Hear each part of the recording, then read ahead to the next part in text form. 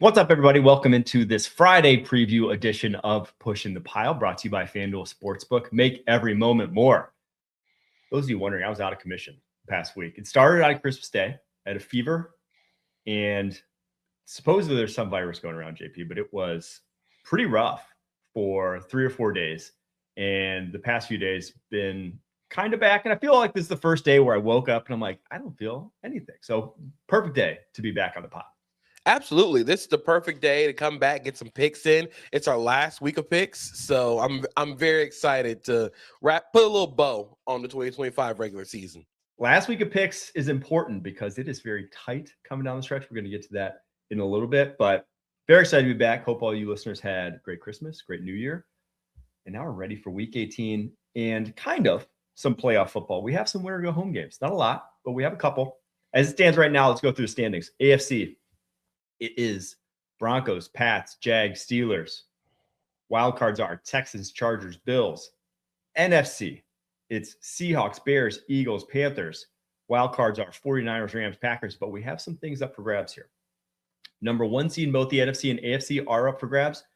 NFC is basically the de facto NFC West championship game, similar to, pretty much identical to what it was last year in the NFC North. If you'll recall, Lions, Vikings, week 18, that is now 49ers, Seahawks.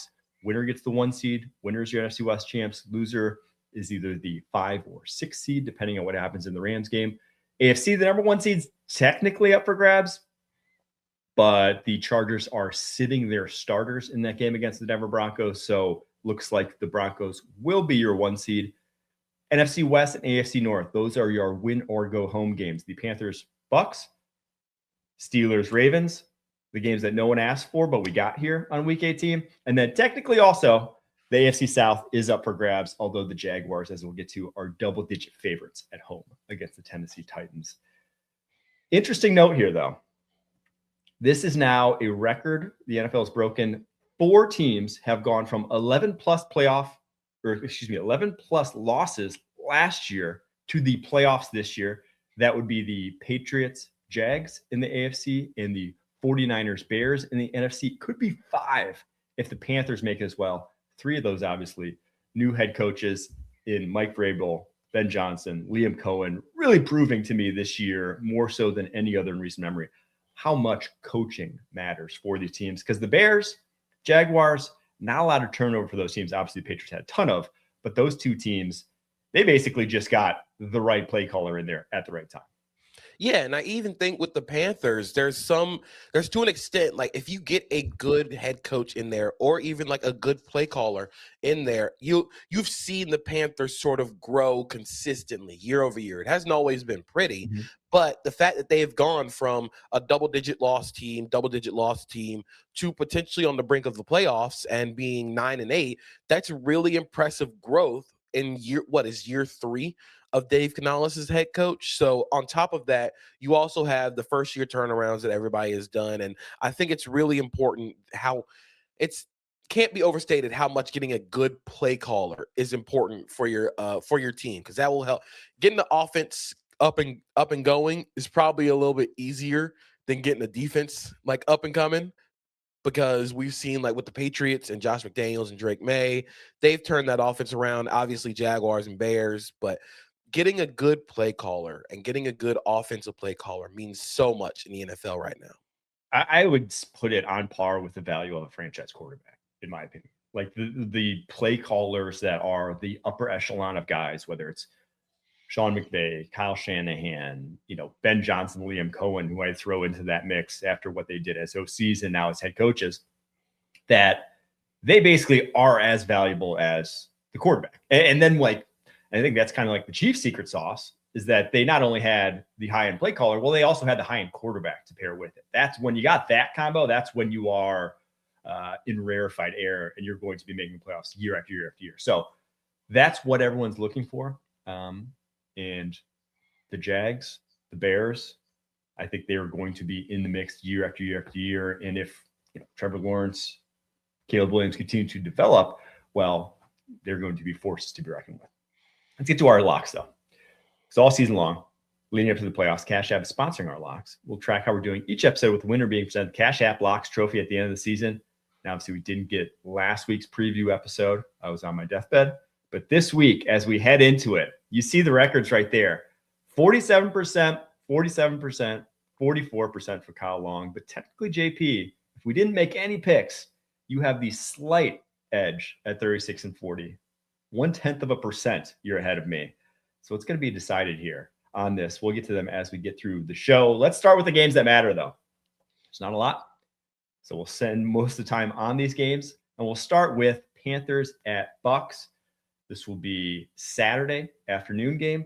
Bucks 3-point favorites here at home. We saw this just a couple weeks ago.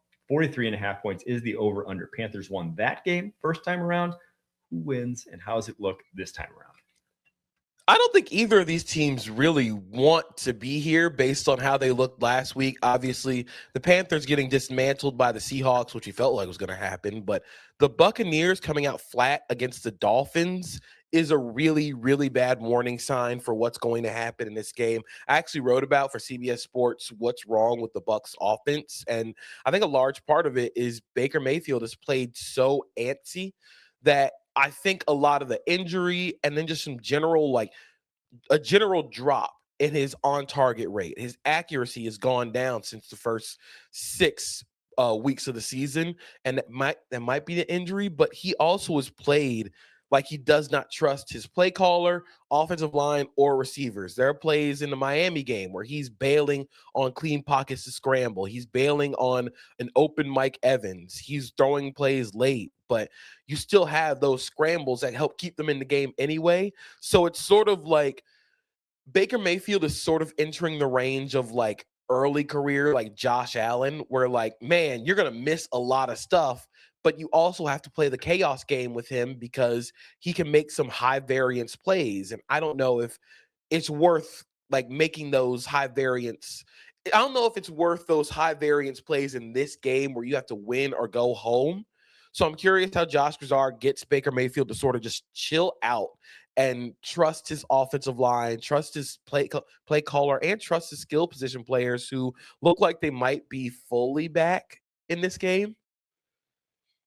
Baker since week 7, according to PFF, lowest graded quarterback in the NFL. It's not as if since the full complement of weapons has come back that he's looked that much better.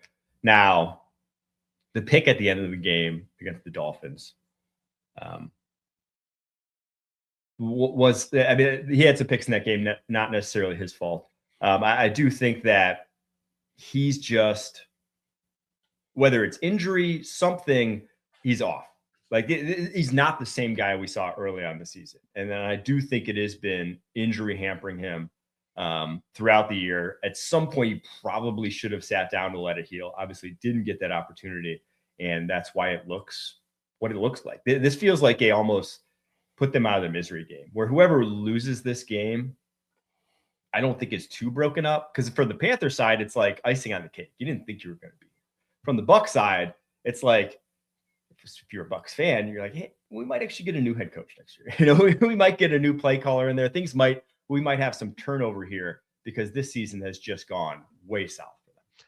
Yeah, it looks and feels like the Bucs are sort of a dead team walking at this point. It feels like they have not been able to generate anything consistently on the defensive side of the ball. The game against Miami was one of their worst games under Todd Bowles. I mean, they had play action. Like the Dolphins ran a bootleg on 3rd and 12 on their own 2-yard line and picked up a first down because none of the linebackers were actually paying attention and had to respect the run on 3rd and 12 from the 2-yard line.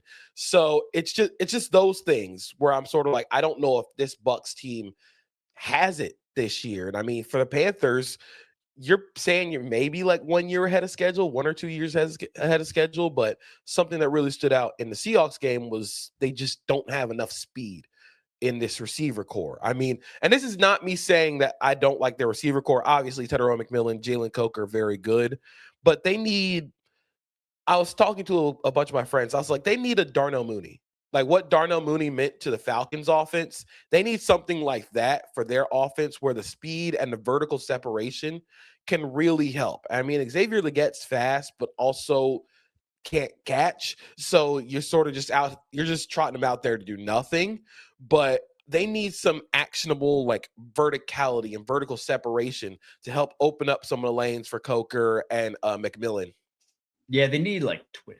You need someone who, and the good news is I think in this draft class, there's going to be a bunch of guys on like day 2 who kind of fit that mold, who are going to be athletes more so than, not number 1 type of wide receivers, not number 2 type of wide receivers, but that third guy who just, maybe if you get hands on him, it's a problem, but down the football field, if you give him a free release, can at least stretch safeties, at least open up things for other people. Whereas that's, Xavier Legette runs in the 4.3s, ran the 4.3s coming out. That's not who he is. He's not a twitchy mover. He is a build up long speed guy, but I don't think anyone really fears him as a deep threat. And yeah, you saw him 54 passing yards against the Seahawks on 31 dropbacks. That is, Jets-esque sort of production at the quarterback position. That's just, you're not going to win a lot of games doing that. So I'm in complete agreement there. I think this season for the Panthers obviously been a roaring success, but you've also very much identified where our breaking points are, where we need to get better, which is kind of a good thing. You know where you're at, things are getting better, but you know where you need to address as a roster, and hopefully they will next offseason. We got to pick it though. We got to go one way or the other here, JP. Who do we think wins this one? I am actually going with the Carolina Panthers in this one. I went back and watched the last game that they played, and I went back and looked at some stats to sort of back up the thoughts that I had. And on 3rd and 4th down in that game against the Buccaneers, Bryce Young went 6 for 9, had a 44.4% success rate, 0.45 EPA per dropback. So that's basically sort of the Panthers' game plan this year offensively, is create as many short 3rd and 4th downs as possible, minimize the game, don't allow the other offense to have as many possessions touching the ball, and just let your young quarterback, let Bryce Young literally go out there and try and make plays on 3rd and 4th and short, because now you're in a position where you could either use the threat of the run game or Bryce Young's legs to extend plays. And I think against the Bucs, they found a lot of hay going after Benjamin Morrison with Tedero McMillan, Jalen Coker. So I just think that this Bucs team sort of feels toothless at this point, and I feel like this Panthers team is ready to make that jump to winning that 9th game. And I just think they're going to have a little bit more offensively on late downs because of Bryce Young. Yeah, I'm going to go with the Panthers as well. And I think it's because of how injured the Bucs are. In the secondary, Benjamin Morrison, limited in practice, may not play in this one. Jamel Dean still hasn't practiced this week, may not play in this one. If those 2 guys are down, and it's like Kindle Vildor, Josh Hayes as your starting cornerbacks, you're in trouble. I don't care who you're playing against. So yeah, give me the Panthers in this one. All right, we're going to take a quick break. After that, we got the AFC West championship game to talk about. We got the AFC North championship game to talk about coming up right after this. When you need your sports news all the time, we've got breaking news to bring to you. CBS Sports HQ gives you a snapshot of all the sports that matter to you. When you need your sports in a snap, find it on CBS Sports HQ, streaming free anywhere you are. All right, Seahawks 49ers. Seahawks 1.5-point favorites on the road. 47.5 points is the over-under. We saw this game. Now, the NFC South one we saw just a couple weeks ago. This one we saw all the way back in week 1. This was your very first game of the season. Obviously, week 1 can be a liar. But with this one, 17-13 first time around, how do we see it playing out this time around? I actually think it plays out a little bit differently. I think that the Seahawks offense and defense has both changed since then. I think obviously the biggest thing is Reek Woolen is no longer a full-time starter. I think he's more of a rotational guy at this point, with Josh Jobe taking over that spot opposite Devin Witherspoon. But I feel like defense has continuously gotten better since that point. It's been a little bit rockier for the Seahawks offense. They still haven't been able to run the football. I think that's creating a little bit of constraint, a little bit of strain on Sam Darnold and his ability to throw the ball downfield, because now everybody sort of knows that they can't run the football, so they're not going to respect the 12 personnel, 21 personnel in the downfield passing because there is no threat of a run game. So I think we were sort of onto it when we say if you defend this team with runs in a light box and force them to run the ball effectively out of it, I think you can sort of give them problems. The problem is that I don't think the 49ers really can. So I think this game is going to be decided by the 49ers offense, specifically their interior offensive line, against the Seattle defense, specifically their defensive tackles. Yeah, the 49ers this year, in terms of rushing success rate against, 31st in the NFL. Their run defense, been susceptible, been able to keep teams on pace or on schedule when you're playing the 49ers. They're good at limiting big plays, but down effectiveness, I think the Seahawks can be effective in this game. And that's really all they're looking for out of their running game, is just to make you not know what the next play is going to be. Keep you out of a 2nd and 12 where it's like, okay, we can play pass. Keep you out of a 3rd and 8+ where it's like, okay, we can ignore the run. That's all the Seahawks are really trying to do offensively. And then they have the entire playbook at their disposal, can do all the things they want to do offensively under Clint Kubiak. So the matchups do, I think, favor the Seahawks for me in this one. But there's something about this 49ers offense that I think this will end up being somewhat of a shootout. I think they are still going to be able to put up points on this Seahawks offense. I think Kyle Shanahan is going to unload the clip proverbially in this one because of how much is on the line. Because it goes from having the number 1 seed at home with a bye to likely for the 49ers in this one, if they are to lose, going to Philadelphia next week. Completely different change pace because if they lose this game and the Rams win, they wouldn't be the 5 seed. They're going to be the 6 seed. So that would be the 5 seed is going to be coveted given that you play the NFC South winner. The 6 seed ain't going to be coveted. Going to Philadelphia, especially, in January, not going to be an easy place to play. And I think with this 49ers offense, the thing that's been drastically different outside of Brock Purdy playing out of his mind is that over the last 3 weeks, the 49ers rushing success rate is 45.2%. They're getting a lot of success on the ground. They're getting those 4 and 5 yard gains. They're getting some explosive runs. They're at a 0.08 EPA per play. And I think a large part of that is they're getting a little healthier up front. Spencer Burford's finally back. And then I also just think that Kyle Shanahan has been in his bag crazy this year, given all of the constraints that the offense has had on it due to injury, due to players not being in the lineup. This has been Kyle Shanahan's best coaching year from an offensive standpoint. That little dash motion that they do, Kyle Shanahan calls it dash, where like Kyle Juszczyk or tight end will run in sort of like that wishbone style motion. It's so cool because it forces linebackers to respect the front side of the play because he's now becoming like I formation. It looks like I formation at the snap, and he's just a lead blocker. But you also can run a whole lot of stuff off it with like crack toss, with split zone. You can do some play action off of it. And the way that they've used that to manipulate linebackers has been really, really good in over the last few weeks. But I just don't know if this is a very good matchup for their offensive line. The Seahawks defensive line is the most, outside of Houston, the most badass group of defensive linemen in the NFL because they play so sacrificial. Byron Murphy and Leonard Williams, it makes it hard to choose who's going to be the all-pro defensive tackles because they're both so dominant.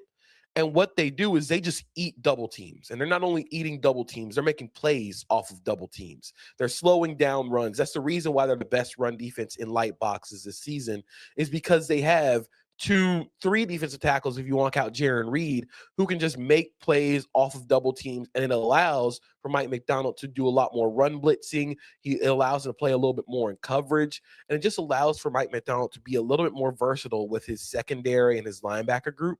So if the 49ers want to win this game, they have to block this team up front. To put into context how insanely good this Seahawks run defense has been, the difference between them and number 2 in terms of rushing EPA per play.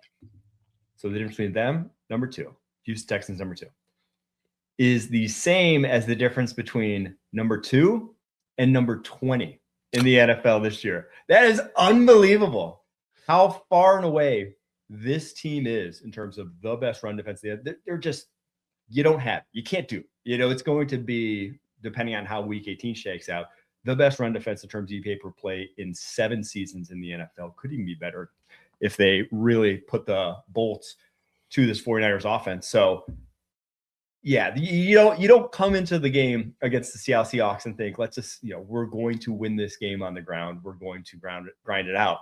This is going to be a Brock Purdy game. And first time around, Brock threw 2 picks. It didn't matter because Seahawks offense sputtered, but I don't think they get out of this game. Right? That first game. I don't think they get out of this one if he has that sort of game. Yeah, they need him to be, the way I would put it is controlled chaos. I think Brock Purdy is the reason that Brock Purdy works more than any other 49ers quarterback in this scheme is because he invites the chaos a little bit more outside the pocket. He's a better scrambler. But sometimes that can go haywire. He throws, like we've said, he throws a lot of very interceptable passes. He is going to invite the chaos. But in this game, you have to control a little bit of the chaos because the Seahawks will capitalize on any mistake that you give them, and then you don't want to find yourself down in a hole because your defense can't play from within a hole. The other interesting storyline here, Sam Darnold has a chance to make history. Could become the second quarterback with a win to have back-to-back 14-win seasons. The only other one, Tom Brady, obviously would be the first to do it with 2 different teams. Unbelievable feat in and of itself. But he also has a chance to be one of two prior seasons has a team ever had 13 wins and been a wild card. 1999 Titans, last year's Vikings. This could be the 3rd time, and Sam Darnold could be the quarterback for 2 of them. But also then the exercising of some demons, because last year, if you recall, the Week 18 game was amongst his worst of the entire season. 166 yards on 45 dropbacks. Didn't throw a pick, but very easily could have. 4 yards per attempt. And then that obviously snowballed into that playoff loss to the Rams. What Sam Darnold do we think we see in this one? I think we get the good Sam Darnold, and largely because I'm a little curious how the 49ers are actually going to cause problems for Darnold and his passing offense. The best way to attack Sam Darnold has been to cloud the line, make it look like blitzers are actually going to be coming when they're not. They make them drop, and I think Sam Darnold sort of goes a little bit haywire when he sees that. And I think the 49ers have sort of leaned into their blitz rate a little bit more. Their blitz rate is 25% over the last 3 weeks, which is up 3% from their season average. But their success rate is also up 7% over their last 3 weeks when they blitz. So I wonder if Robert Saleh leans into that a little bit more, knowing that this is it's not a do or die like win or go home game, but when you're talking about the difference between getting the 1 seed in the bye versus going to Philadelphia, you want to put all your cards on the table. You want to spend every last dollar that you got in this regular season. So I'm curious if Robert Saleh is going to lean into the blitz game more and force Sam Darnold to make these snap reactions that have given him a lot of problems in previous years. I'm excited. This is the Saturday night game. I think that was the perfect spot to put it in. Who do we think wins? I'm going with the Seahawks. And it's just, I have so much trust in this defense. I think this defense is going to make the 49ers' life a little bit difficult, especially if they can get some stops on the ground. Their versatility, their ability to rotate in defensive linemen. I didn't even talk about Uchenna Nwosu and Tank Lawrence, who have both been incredible this season. Tank Lawrence sort of turning back the clock for the Seahawks. So I just think that this defensive line, and I think that this defense is going to be able to keep the game in a manageable way. So even if you do get the bad Sam Darnold, I just think this defense is so good that they're going to keep them in games. Give me the 49ers at home. Ooh. Just trust, as much as crazy to say, I trust Brock a little more than Darnold at this point. Don't trust either that much, but I trust him a little more than Darnold. Let's get to the AFC North, where the Ravens travel to Pittsburgh to face the Steelers. Ravens 3.5-point favorites. 41.5 points is the over-under. craziness that was last week of the Ravens beating the Packers, Steelers losing to the Browns, make this a win or go home game. How do we see it going? This game is going to be ugly, and not just like traditional AFC North ugly. This game is going to just be ugly in general. And I think a large part of it is because the Steelers aren't going to have what might be their most important player, and that is Darnell Washington. So I went and looked up some numbers for Darnell Washington on and off the field. With Darnell Washington on the field, the Steelers' EPA per play is 0.05, which is essentially equivalent to the Denver Broncos this season, 11th in the NFL. They also have a 50.6% success rate, meaning they are so good at moving the football. That would be better than the Rams this season. Without Darnell Washington on the field, that success rate drops to 39.4%, and their EPA per play is worse than the Cardinals with Darnell Washington off the field. He is so important to that offense, not only because nobody can offer what he does at tight end when it comes to blocking. Like I just don't think they have that kind of guy on the field, and they try and make Jonnu Smith into that guy when Jonnu Smith might be one of the worst blocking tight ends in the NFL. But I also think it allows for them to force teams into base defense. When you have Spencer Anderson, Darnell Washington on the field, you're telling teams what you're going to do, and then you can dictate from off of that. Without Darnell Washington, nobody really fears Smith or Pat Freiermuth as blockers. So I'm curious because their whole offensive bread and butter is built on the physicality and the 4 and 5 yard gains running the football. Without Darnell Washington, that just doesn't happen. When Darnell Washington's on the field, their rush EPA is 0.08.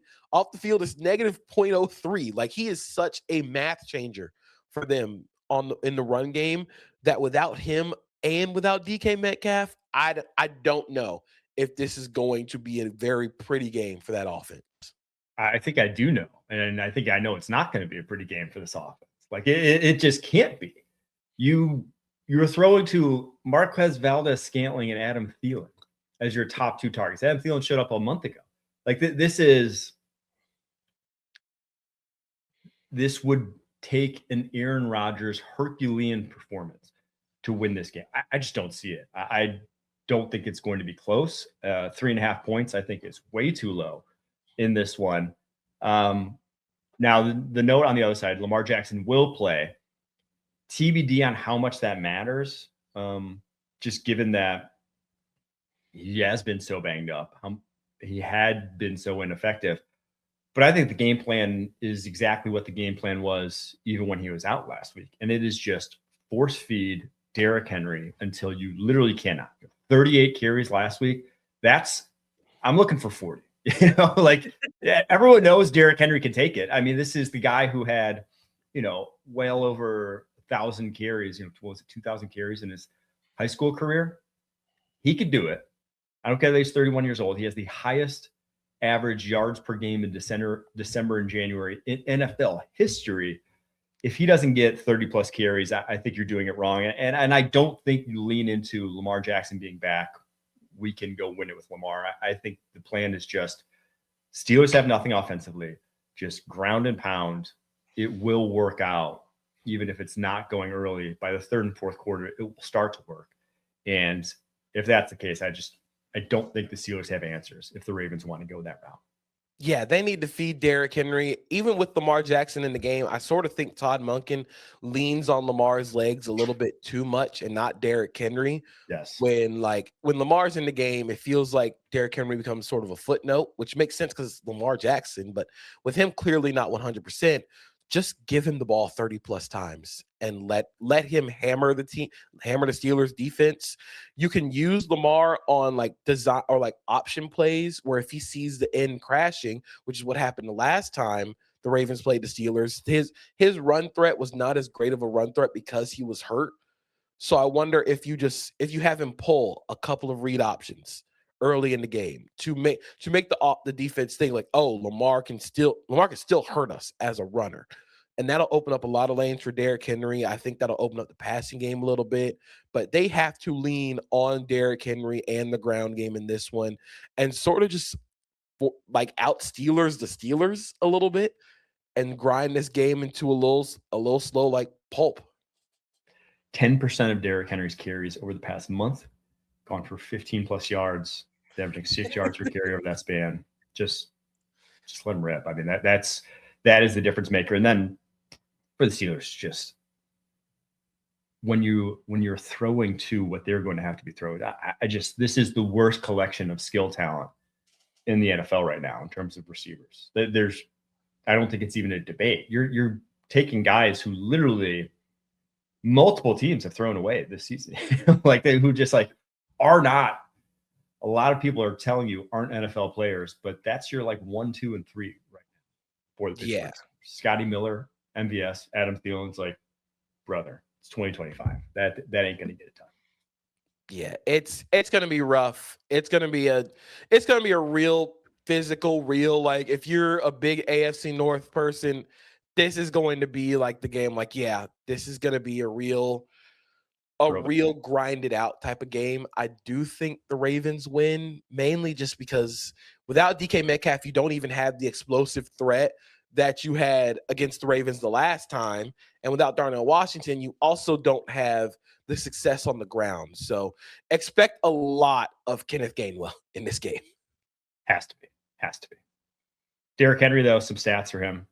71 yards shy of his third best rushing season of his career. That would make his second and third best rushing seasons, both coming in Baltimore Ravens jerseys, both coming after the age of 30, which insane stuff. He's 31 yards shy of 1,500 yards, which would tie Barry Sanders for the most 1,500-yard seasons of all time, would be his fifth. He'll have a gold jacket waiting for him whenever he does decide to hang it up. I charge Broncos. Broncos 12.5-point favorites, 37.5 points is the over-under. You might be thinking, wow, that's a big line for two teams who have double-digit wins. It's because the Chargers are benching all their starters. Nothing to play for here besides wild card positioning. So the number one seed looks like it's going to run through Denver, unless Trey Lance balls out. Say a prayer for Trey Lance. He is against the Broncos. You could have the Chargers starting offensive line out there and not still say the same thing. I am curious how much the Broncos starters play in this game because, this is – if they don't – I guess they have to go and get this game to get the one seed. But also, are you comfortable being that number two seed? Depending on what happens with the rest of the AFC, especially in the wild card area, are you comfortable facing the Bills?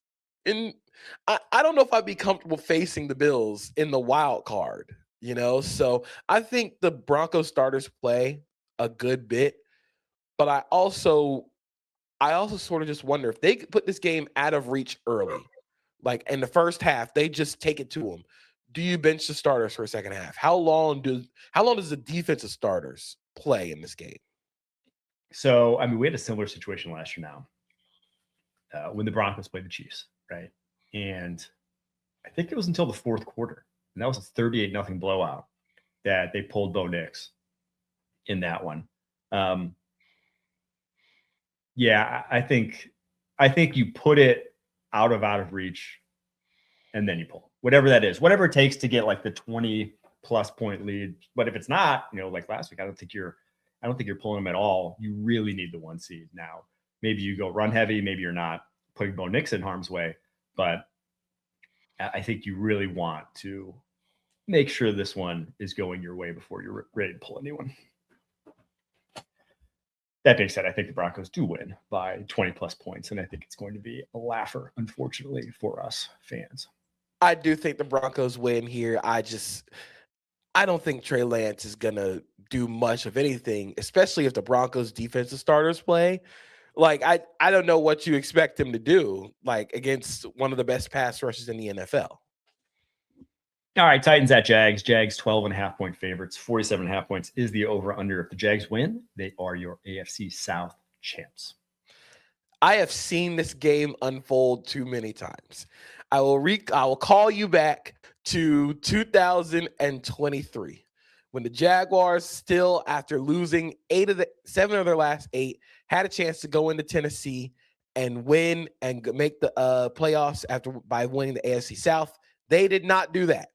But I do think this is a different Jaguars team. I think this team, knowing that they have a chance at history, the Jaguars haven't won more than 12 games in a season since, I believe, 2002. So this team has a chance at history in the first year of the Liam Cohen era. I think they're going to play tough. I think Cam Ward's going to make them earn it. I think that he has played pretty well despite the record over the last stretch of games for the Titans, but I just think there's too much for the Jaguars. I think Trevor Lawrence's legs have been a really cool element added to this offense and added to his career and game as a quarterback. I think he's always been sort of underrated as a runner. And not only just as a scrambler, but you can design run game stuff for him. Since the bye week, he has a 50% first down rate, 25 first downs, 7 touchdowns, 0.21 EPA per play, and that excludes kneels and scrambles as a runner. It's just cool seeing how Liam Cohen sort of unlocks that as a runner. The stick draw that we talk about all the time. They do that a lot in the red zone. It's the pulls on read option. It's timely scrambles, getting him to use his legs. I think if he scores another rushing touchdown against the Titans, he'll be one of like 7, 8 players to have 25 plus passing touchdowns, 10 plus rushing touchdowns in a season, which I didn't expect Trevor Lawrence to do that in his NFL career, but it's a really cool addition. But I do think the Jaguars run away with this one. Yeah, Lawrence this year has 11 more rushing first downs and touchdowns than any other season of his career already. It's 38. Previous career high was 27. So it's been unlocked as a weapon in a way that just they never were able to before. And that's, obviously coming off a season where he missed a lot of the season because he was hurt. So I think that element has been a game changer for him, game changer for his offense. And then just obviously Liam Cohen himself being a game changer for this offense. I think the Jags win. I think they win big too. I think they want to roll into playoffs. And just the Titans defense right now is not, it ain't stopping much. No. Dolphins at Patriots, the other game that could have some big implications. It's going on at the exact same time as the Broncos game. NFL scheduled that out to make sure no funny business went down here. 10.5 point favorites. The Patriots are 45.5 is the over under. When you were in the Dolphins, they upset the Bucs last week. Can they do the same against the Pats? I don't know, but I do think this Dolphins defense is a little feisty. I think they can throw a lot of different stuff at opposing quarterbacks. They throw a lot of non-traditional Tampas at opposing quarterbacks on passing downs. It really slows down the quarterback's timing to make sure that their pass rush can get home. But I do think that Drake May has been really good at diagnosing those coverages. And even if he doesn't get to it, he uses his legs to make plays. It feels very like elite quarterback when if you think you got him, he scrambles and makes a play with his legs or scrambles and throws the ball for a first down. It's one of those where, like, if you're playing Drake May in Madden and he does that, you want to throw the controller across the room. But I think the Patriots, knowing that they still have a chance at the 1 seed, I think they're going to kind of pour it on, especially against, I think what the Dolphins are like plucky, but they're also not as talented and not as well coached as the Patriots. And I think that Mike Vrabel's going to have this team still wanting to enter the playoffs on a really good note, using a lot of momentum, because they probably are going to have the 2 seed and they're probably going to draw the Bills, or they might draw the Bills or the Chargers to open their playoff year. So I do think that they're going to try and enter on a high note. I think the Patriots are going to win this one big. I agree. Drake May looks like now he's the front runner to win the MVP. I think they're going to want to try to pad that to give him that award. Would be the 5th quarterback all time to win MVP in a second season. Can you name the other 4, JP? Oh man, in the second season,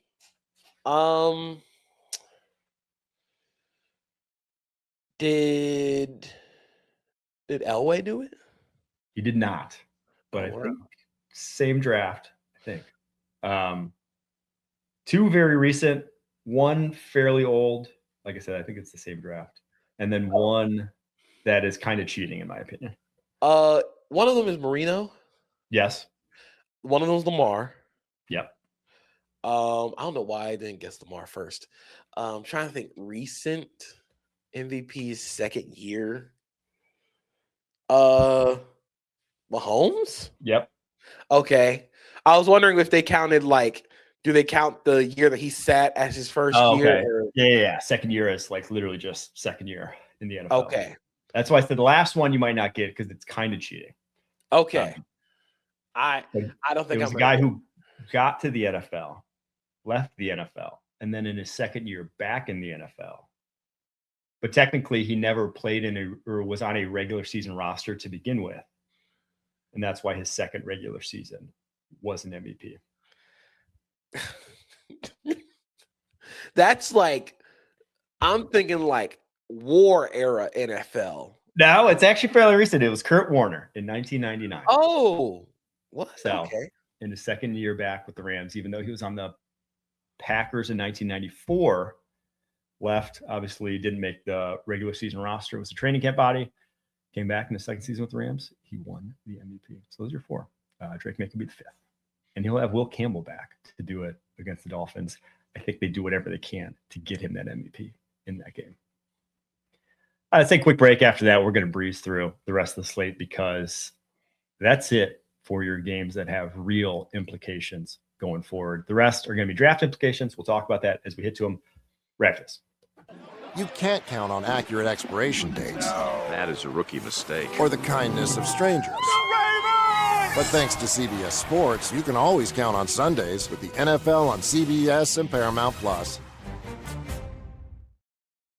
All right, Saints at Falcons. Falcons 3-point favorites. 44.5 points is the over-under. Falcons, thankfully, playing their way out of a top 10 pick of late. They're winners of 3 straight with Kirk Cousins under center, now drafting 12th overall. And I say thankfully because obviously that pick's going to the Rams. Saints, not as thankfully playing their way out of a top pick, but maybe so because it means Tyler Shucks look good. These are 2 of the hottest teams in the NFL. Saints are winners of 4 straight. Something's got to give here. Whew. How do we see it? So this game actually can get really funny depending on the results of the Panthers-Bucks game. So if the Buccaneers win on Saturday, they do not automatically win the NFC South. They would need the Saints to beat the Falcons for them to win the NFC South. Because if the Falcons beat the Saints and the Panthers lose to the Bucks, the Panthers would go to the playoffs based on record in the division, which is the funniest thing ever. It's what I'm rooting for, low-key, is we get a division winner by technicality and not emphatically going out and winning the game. I hope it makes no sense. I hope they go and flip a coin like they do in the high school playoffs. I think the funniest outcome is Saints Falcons ending in a tie and the Bucks beating the Panthers. I don't know what happens in that scenario. Bucks go. I just did it on the playoff machine. Bucks go in that scenario. Bucks go in that scenario.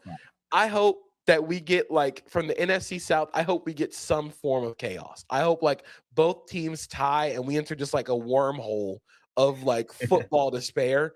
But one of the things I'm going to be watching playoffs if that happens.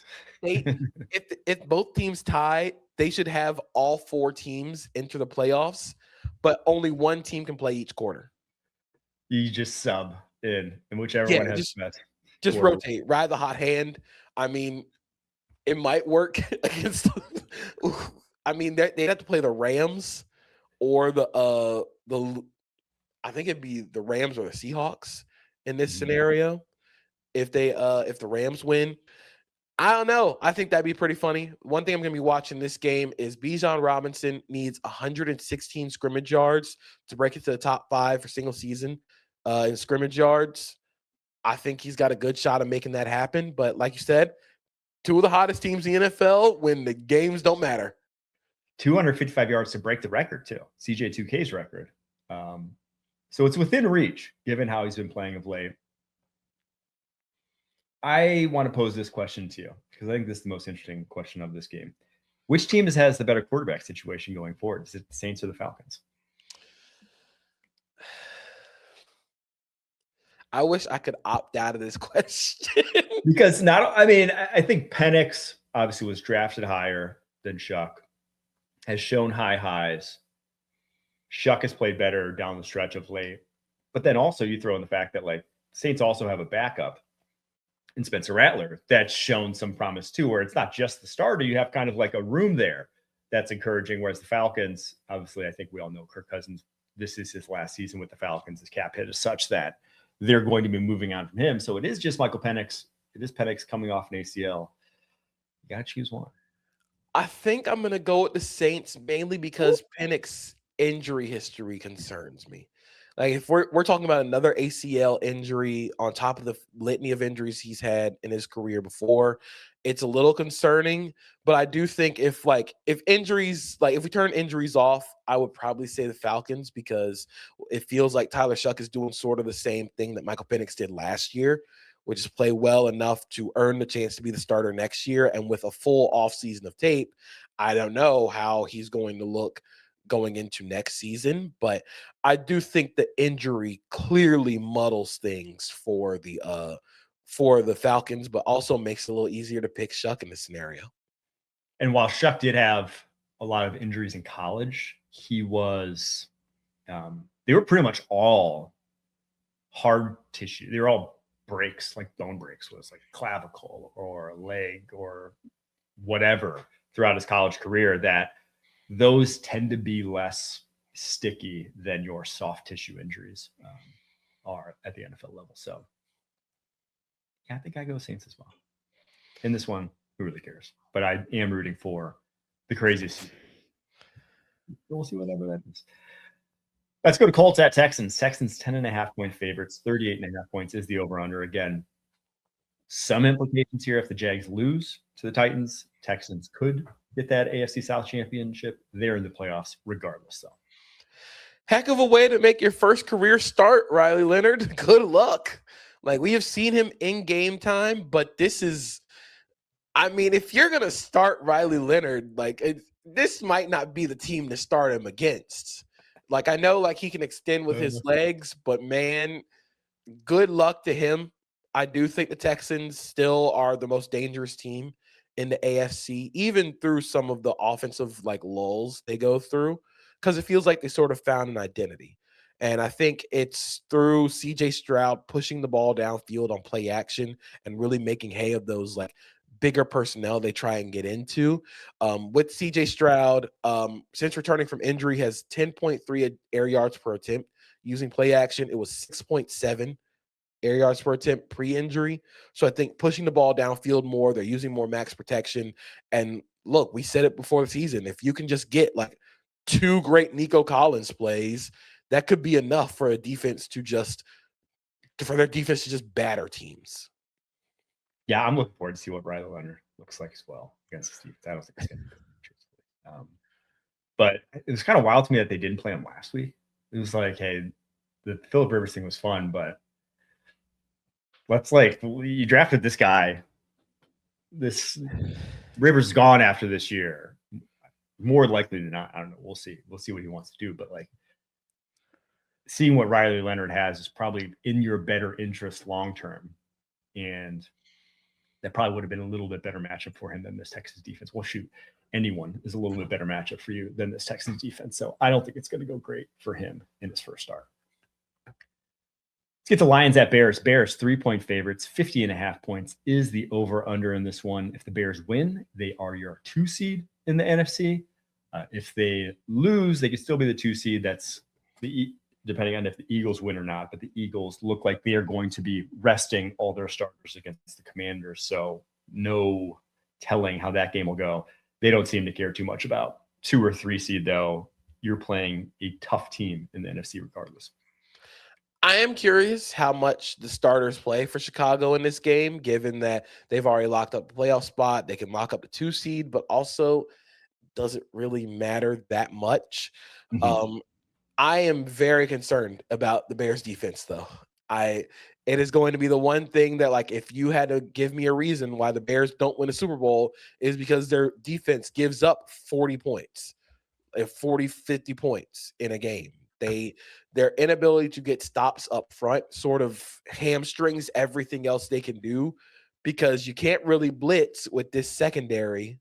You also can't really like get into a lot of the two-man stuff that Dennis Allen likes to run, because you just can't trust your defensive line to stop the run or the pass. So if they can get like a little bit of a get right game, I don't know if the Lions are going to be the get right game for them, but they need some energy going into the playoffs.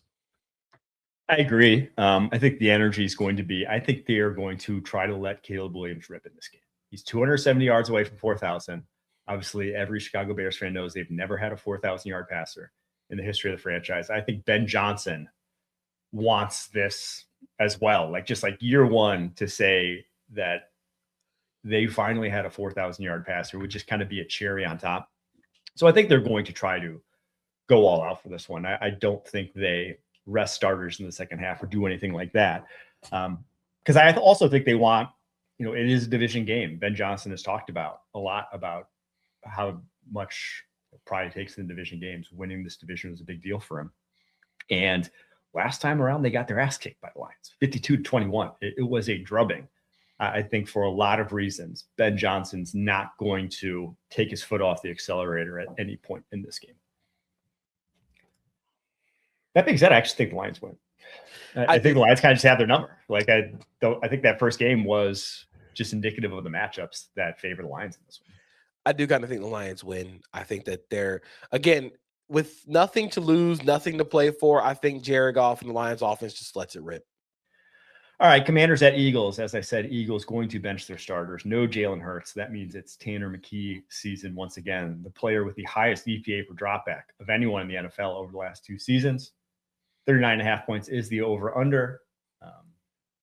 For the Commanders, they are 4-12. They have the 7th pick, though.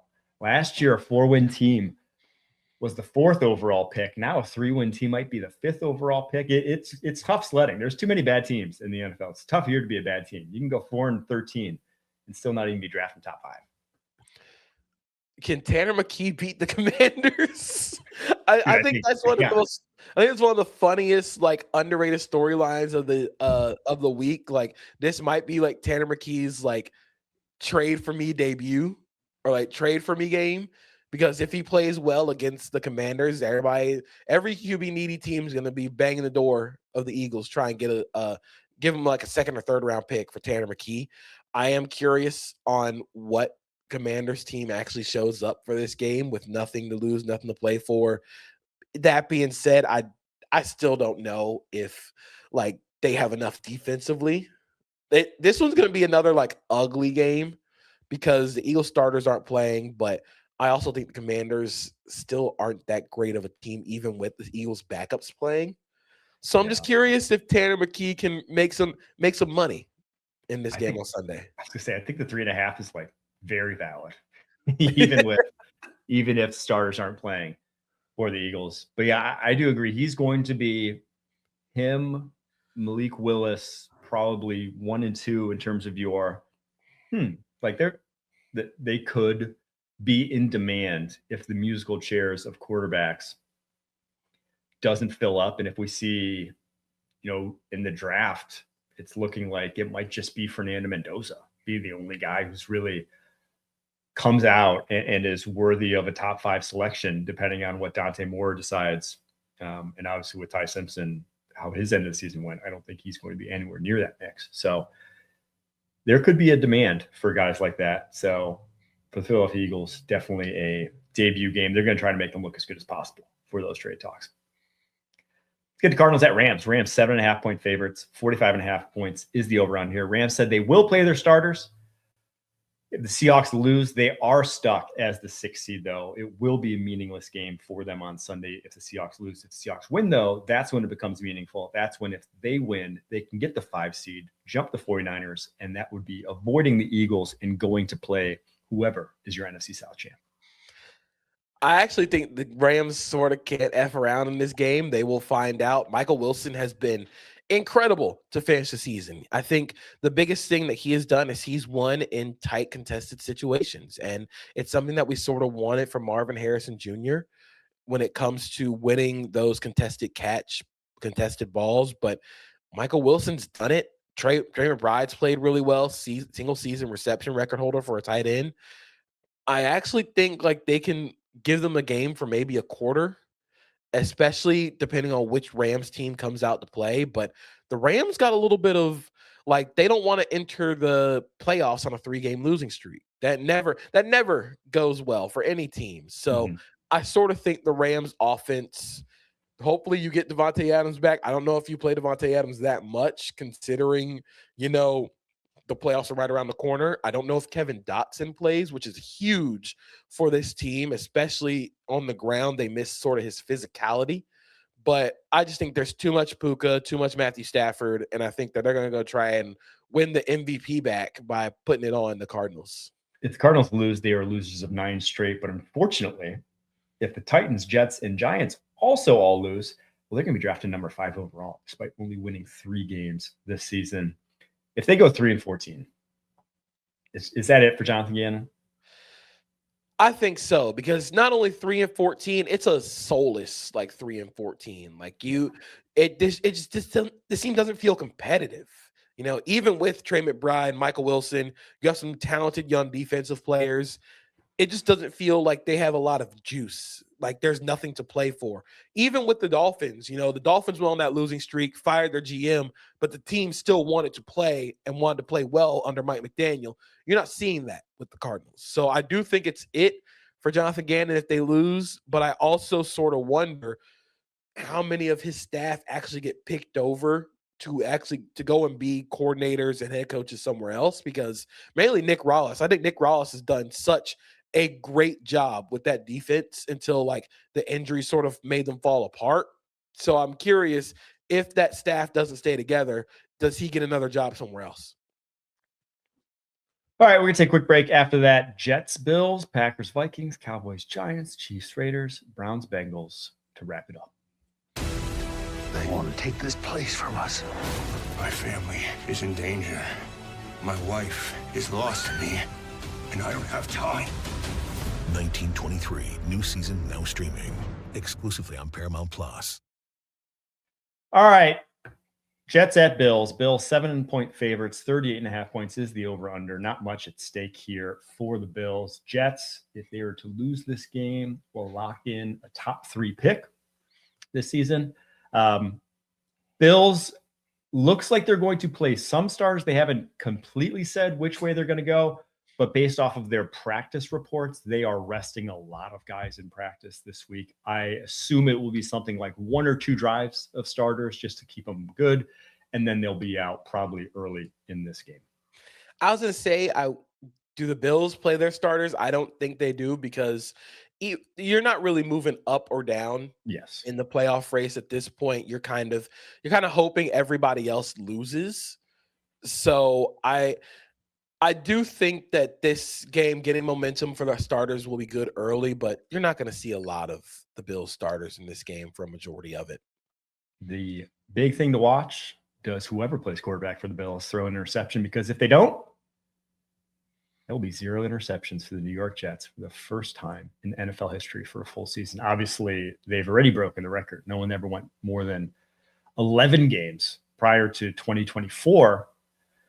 And now we're at a full 17-game season potentially for the New York Jets. Crazy, crazy stuff. All right, Packers at Vikings. Vikings 7.5-point favorites. 35.5 points is the over/under for the Packers. Well, they're benching all their starters. They're locked into the 7 seed in the NFC. Not only benching all their starters, they're not even letting Malik Willis play. They're going Clayton Tune, 3rd-string quarterback, starting in this one.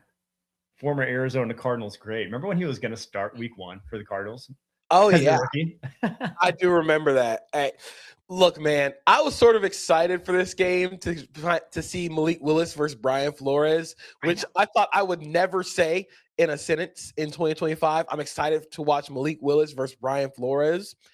But with Clayton Tune playing, there's really not much to look for. JJ McCarthy, I think, is going to play in this game. So hopefully you can get some positive momentum from McCarthy going into the offseason. But I think the Packers are sort of just like, look, man, we know we're the 7th seed. There's no moving up or down. Let's just get in healthy because they have struggled with health all season and see if we can get another game out of the Bears. Galaxy brain. I think Malik Willis could go, and I don't think he's too banged up to go. I think his just stock can only go down, though. If you're playing with backups against the Brian Flores defense, chances are you're not going to look great. The comp pick they're going to get in return now looks like it's going to be pretty sick for Malik Willis. If he were to play in this one, it might take it down. So Galaxy brain, I think it's for comp pick territory with Malik Willis is all they're doing here. All right, Cowboys at Giants. Cowboys 3.5-point favorites. 49.5 points is the over-under here. Giants 3-13. If they lose, they're locked into a top 2 pick in this upcoming draft class. Could be the number 1 overall pick. That will depend on whether the Raiders beat the Chiefs or not at home. Expect points in this game. Yeah. The first time these two teams played, it feels like a mirage of what happened. Because didn't the Giants beat the Cowboys earlier this season? Like that. The Cowboys won in overtime, but Russell Wilson had like his career high in pass yards. It was a crazy week 2 game. That was one of like that. It feels like a fever dream of a game. So I think there are going to be a lot of points in this game. I think that Dak Prescott's going to light it up. If you're betting on games, I would bet on this one mainly just because they're going to be points scored. There's some potential for a shootout, but I do think the Cowboys win. This is one of my locks, the over in this game. I love it. All right, let's get Chiefs Raiders. Chiefs actually 5.5-point favorites heading to the Raiders. 36.5 is the over under. A lot of reason to believe the Chiefs at 5.5, despite obviously not having a first, second string quarterback, is because Raiders with a loss will have the number 1 overall pick. And the number 1 overall pick in this draft class feels like it's, any draft class, it feels valuable. But this one, I think they're going to be in the market for a quarterback and not want to play their way out of that number 1 pick. 5.5 is kind of a lot. I don't know how many of the Chiefs starters are actually going to play. Trent McDuffie's probably not going to play. I don't know if Chris Jones is going to play. Nick Bolton might not play. I don't know how many of their defensive starters are actually going to suit up in this game. So we could get a pointless Raiders win at the end of the season to kind of stick it to the Chiefs. But I don't know, man. I just don't think the Raiders are good enough to beat the Chiefs backups. But we'll see. This is going to be one that if there's space on the quad box, I might put this one on just to see if the Raiders end up bottling the number 1 overall pick. I mean, so we all know that the Raiders have some incentive to get number 1 overall pick, but don't the Chiefs have a lot of incentive to keep them from getting the number 1 overall pick? They have a lot of incentive to really trash this game up and sort of give it to the Raiders, because if it means, potentially getting a franchise quarterback or not for a team in your division, you're going to really want to not give them a potential franchise quarterback, in my opinion. So, do you think Andy Reid makes a call to Kadarius Toney, get him back to play quarterback in this game? Just completely tank this game. It is still Chris Oladipo. Yeah, he looked like a third string quarterback against the Broncos. He made some pretty fun plays. Yeah. He made if you squint and close one eye, you can maybe see that he sat behind Mahomes for a large portion of his career. But yeah, it's still Chris Oladipo. I don't know. This game might be a little fun. The incentives in this one are great, though. I agree. I want to watch it just to see where we can see hints of trying to lose this one. All right, Browns at Bengals. Bengals 7.5-point favorites. 44.5 points is the over-under. The only real interesting note, Myles Garrett still needs 1 sack to break the NFL's all-time sack record. He might double the sack record in the first half. I think against the Bengals in this game with the sack record on the line, I think Myles Garrett's going to take over the game. I think that he is going to try and finish out this season with a bang. I think he's going to get the record by the first quarter. I really do, but this game also might be a little sleepy. because this could be a game where the Browns offense looks good because it is the Bengals defense. But it should be fun just to see Myles Garrett chase Joe Burrow down to get the sack record. At least if you're Zach Taylor, just let him have some one-on-ones. Just like let it be fair and square. Don't put that tight end on him every single time the way most teams do. Just let him have a couple. Do we think Joe Burrow takes the dive? Like if it really is fourth quarter, hasn't happened, I bet Joe Flacco would. I don't know if Joe Burrow would. Old man Joe Flacco being the dad, like, all right, I'll let you have it. I'm good. Everybody got what they wanted. Let's get out of here. All right, let's recap our locks and let's get out of here ourselves. JP has Dak Prescott's passing over, Rico Dowdle's rushing over attempts 13.5, Seahawks money line, Christian McCaffrey under 67.5 rushing yards, Trey Lance under 167.5 passing yards, George Pickens anytime touchdown, Michael Wilson over targets, and then Kenneth Gainwell over 4.5 receptions. He's spraying. He's praying. He wants to win that locks trophy. I got 4. I got the Vikings minus 7.5. I got the Cowboys Giants over. I got Tanner McKee's passing yardage over. Hasn't dropped yet, but I'm going over. Derrick Henry over 18.5 rushing attempts. Kyle's going Bears minus 3. Caleb Williams over passing yards. Seahawks money line. Rams minus 7.5. Saints plus 3, and then Justin Jefferson over receiving yards.